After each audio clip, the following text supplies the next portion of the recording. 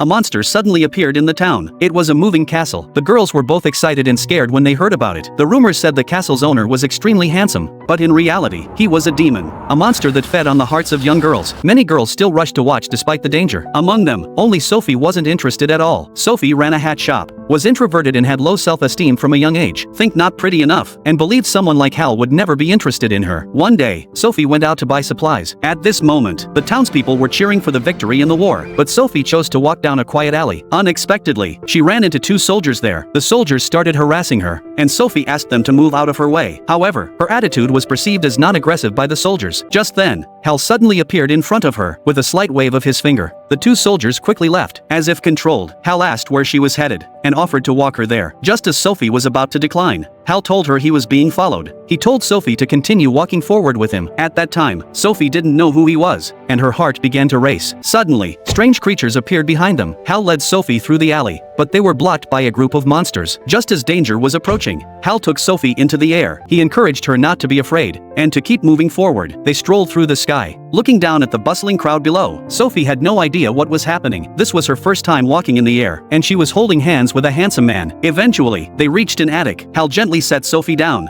and then went off alone to distract the monsters. In the blink of an eye, Hal disappeared without a trace. When Sophie's sister heard about the experience, she was shocked. She guessed that the man Sophie had described was Hal, and warned her to be careful. She feared Sophie might lose her heart, but Sophie had always felt insecure, believing she wasn't beautiful, and thought that Hal would only be interested in pretty girls. What she didn't realize was about to embark on an exciting and romantic love adventure.